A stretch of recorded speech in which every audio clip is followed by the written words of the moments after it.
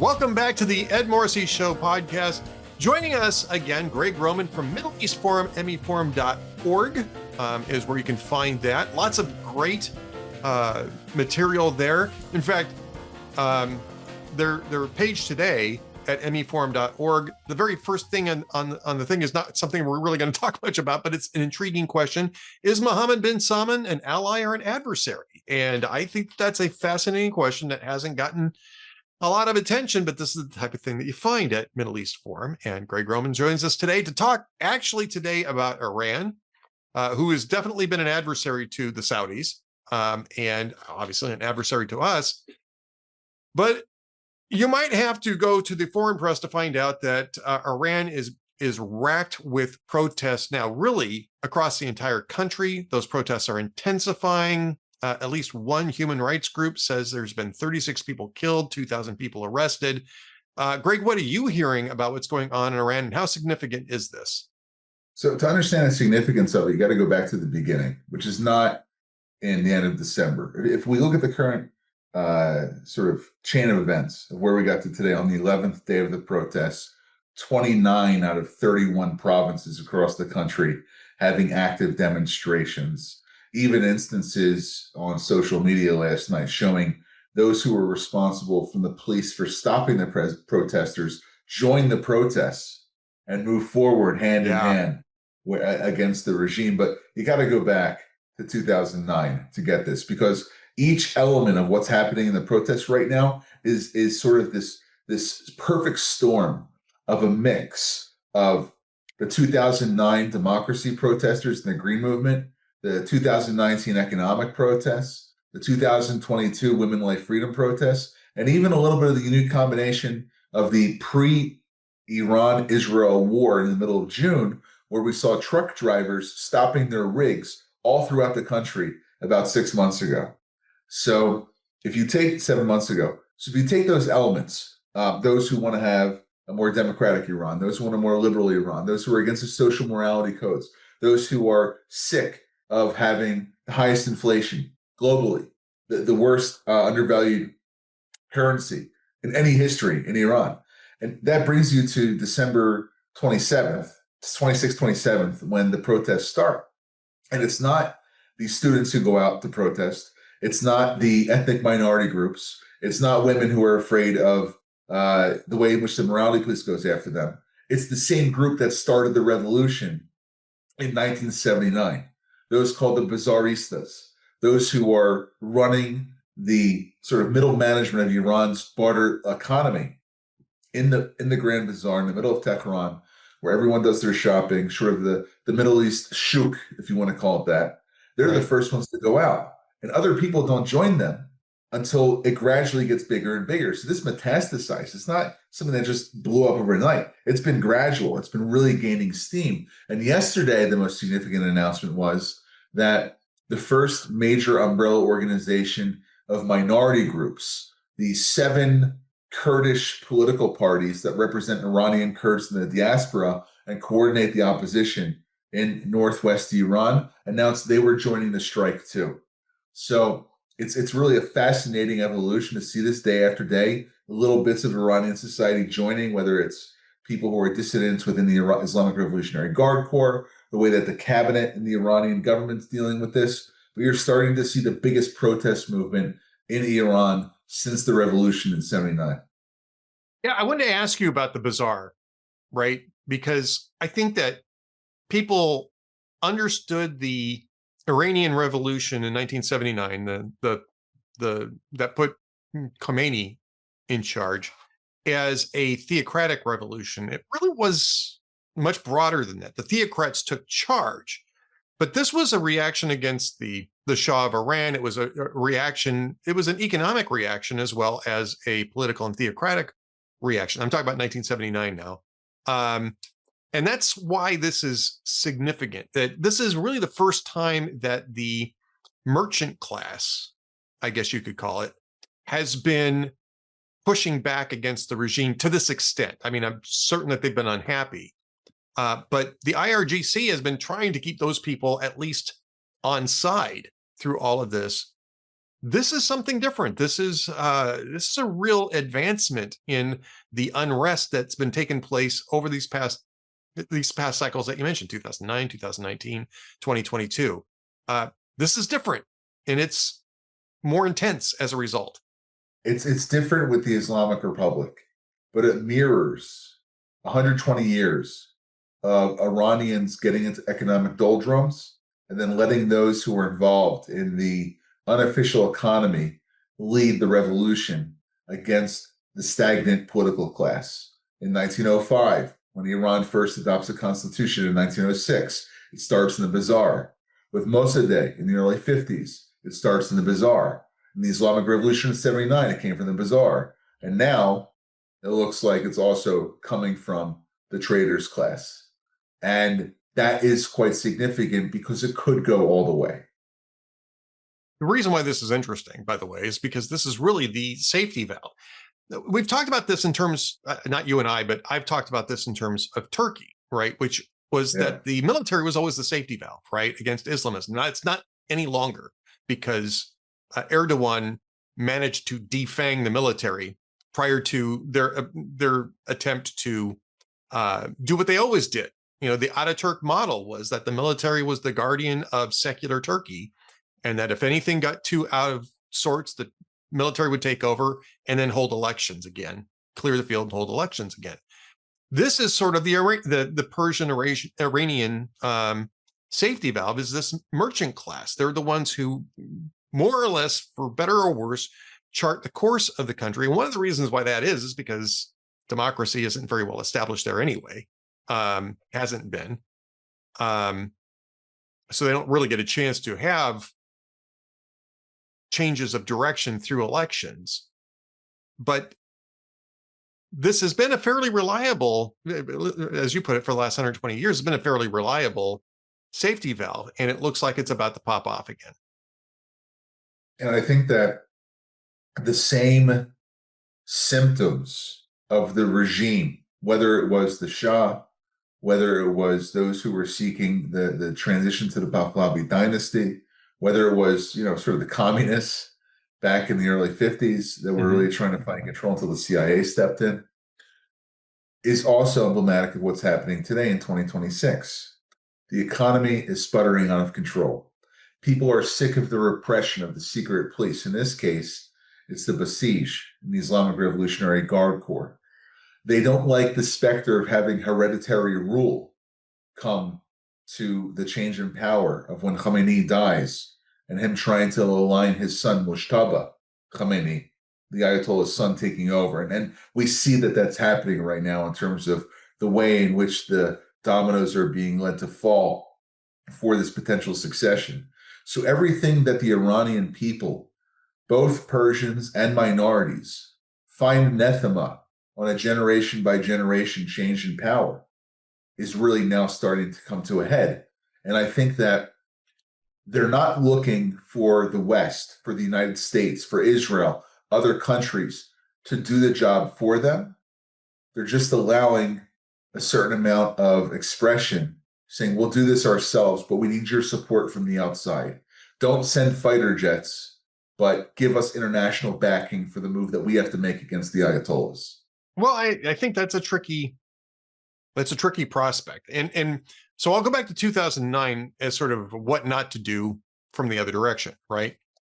In 2009, you had this sort of thing bubbling up. I don't think the merchant class was quite aligned with it at the time, but it was starting to build momentum. And it was a reaction to what was clearly a cooked election that put Ahmadinejad in as president. The mullahs rigged the election and rigged the results so that Ahmadinejad would be the one that was in charge. And it was so blatant that it created that reaction in Iran in 2009. And rather than just stand back and let it roll, the Obama administration decided that they were going to endorse, at least initially, the results of that election because they wanted to cut a deal with the mullahs on nuclear weapons and to try to dial down tensions between the US and Iran. That's the type of thing that doesn't help from the other direction. What you don't want to send fighter jets, but what you don't want to do is do things that prop up the the credibility, I guess you can say, of the regime. And that's a tightrope. That's difficult to do. Well, there's this nomenclature that people use when they're talking about U.S. involvement in affairs that involve a transition of government in countries outside of our borders. I think that what people in Washington should be speaking about is not regime change, right? That implies that the U.S. will have a role in deciding who takes over from the Ayatollahs. I think the goal should be the downfall of the regime and let the Iranian people decide what comes next. Maybe it's chaos, maybe it's anarchy, but don't have skin in the game as it relates to who comes after the Ayatollahs. Just make the condition prescient that Khomeini and his ilk will not be accepted by the West as the future leaders of the country. And I think that that's an even finer line to walk. Yes. But it satisfies both sides of the American political spectrum. On one hand, I think most Democrats, I would hope, are not in favor of this theocracy and human rights suppressive regime being in power. Oh, and terrorism, exporting terror. They're really the number one terror state. Everything that you could put on the list of bad things, they wouldn't be in favor of it.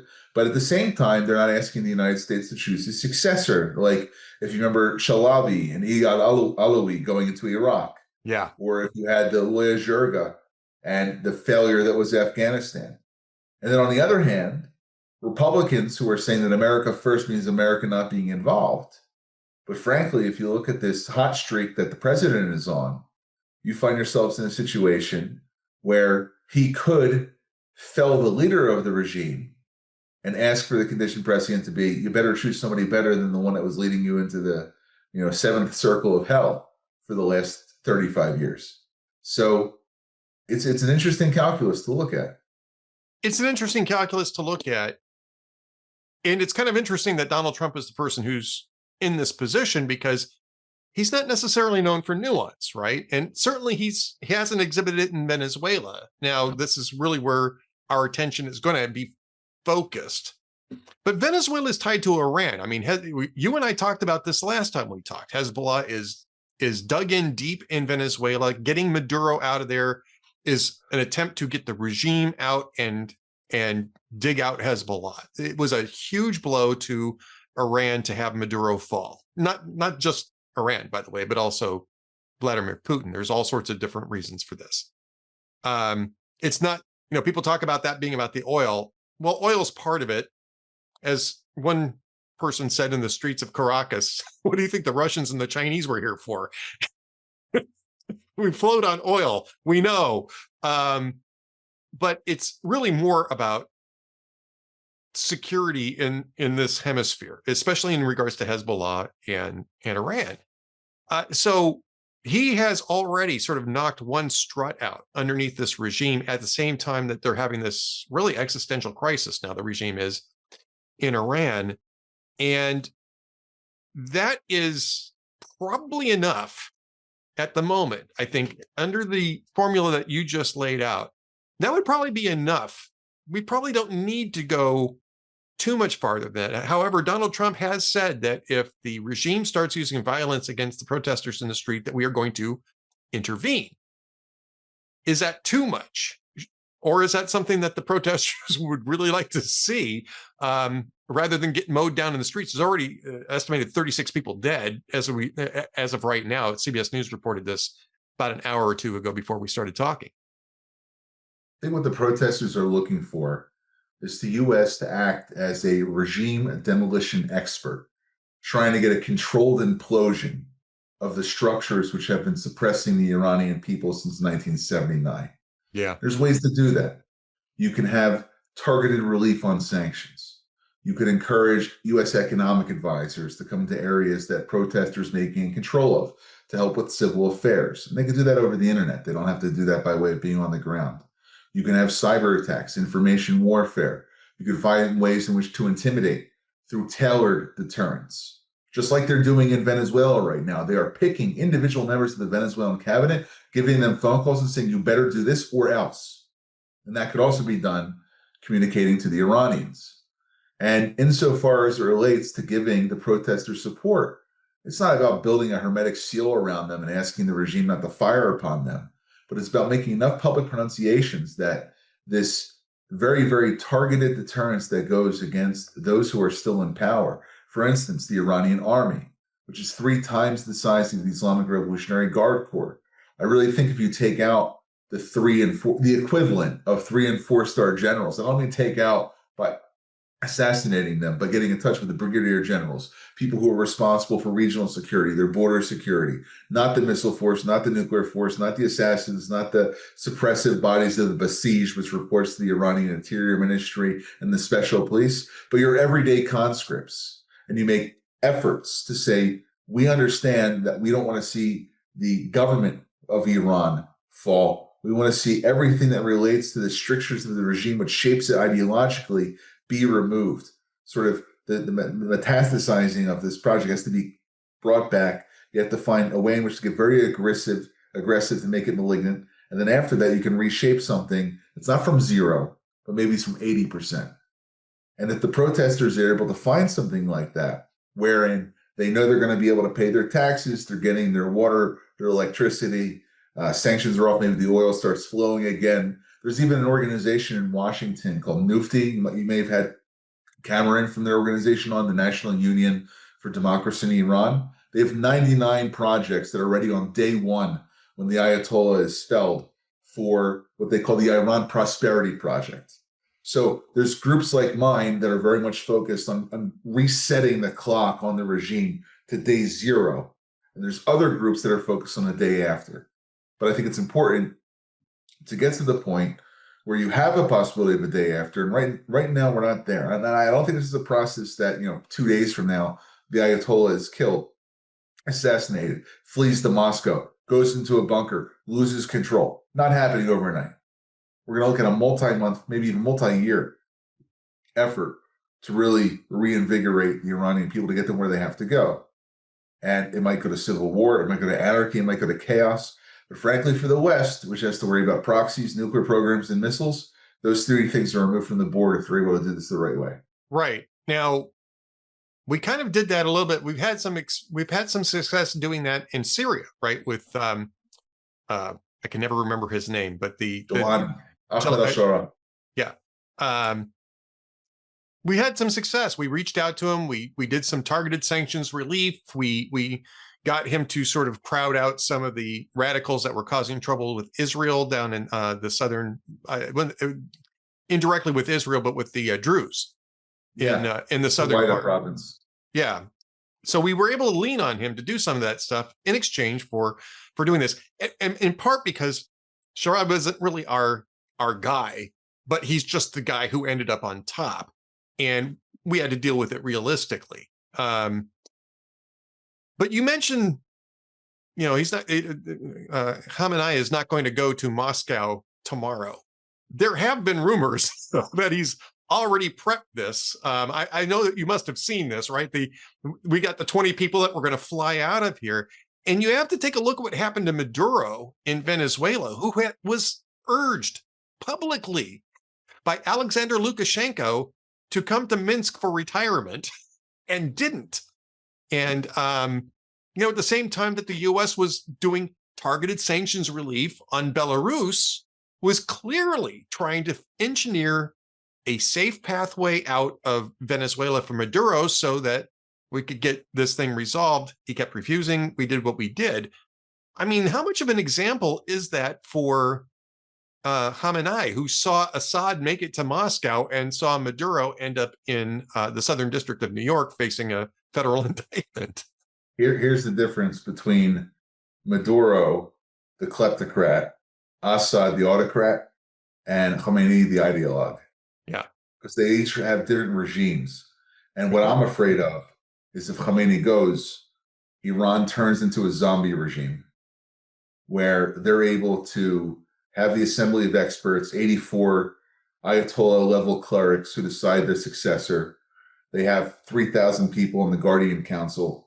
They have the Majlis, the parliament, and all of these guys drank the Kool-Aid, and it's not attached to a certain Ayatollah. It's to the system.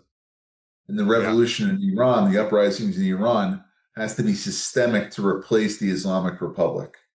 And they've had 46 years now to really wrap that in to the older generation. If you ask Iranians born after 79, even after the Iran-Iraq War, they're not going to say they're not going to have the same affinity towards the Ayatollahs that those who were part of the revolution do. But they'll remember the stories from their parents and their grandparents, those who stayed, and they'll know that the revolution, A, is not going to be televised, and B, is going to take a long time. I mean, if you really look at the entire genesis of how the IRGC came into being, it earned its stripes during the Iran-Iraq War.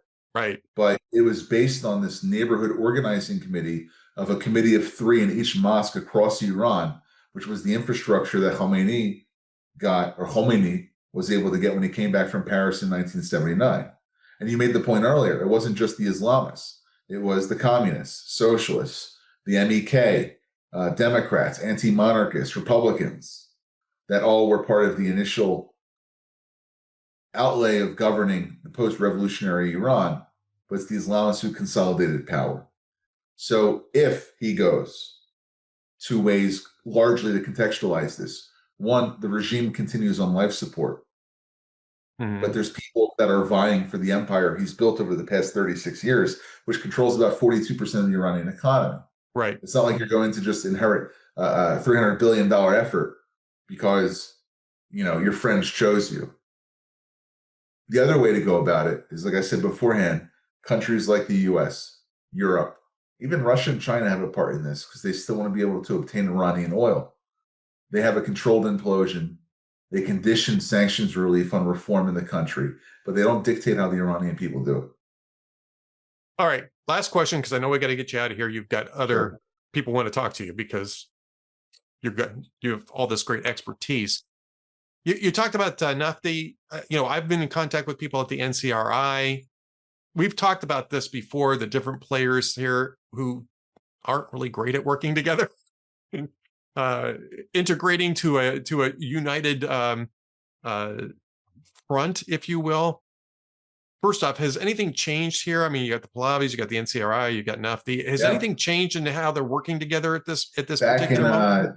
Back in June, after the Iran-Israel war, you had all 9 Kurdish main factions who have every disagreement on a panoply of political opinions get together. And you saw the first result of them getting together yesterday when those same political parties together say, we have solidarity with the Bazaris in Tehran. The Kurds are going on strike too. So that's a symbol of national unity between Kurds and Persians. And you also might make the example that, or might make the case that it's a tactical alignment. Sure, of course, Aside, and we'll do that. But I think that it's good news to show that they can at least stand in solidarity with one another. And whatever may fall will come later. But in terms of uniting to overthrow the Islamic Republic, you're going in a good direction right now. That's great to hear, because what we really want is the Iranian people to be free and to chart their own course in their own interests as a rational, republic. And maybe this is the opportunity. This is at least the most perspective, I guess, opportunity that we've seen since 1979, that this may be coming to an end.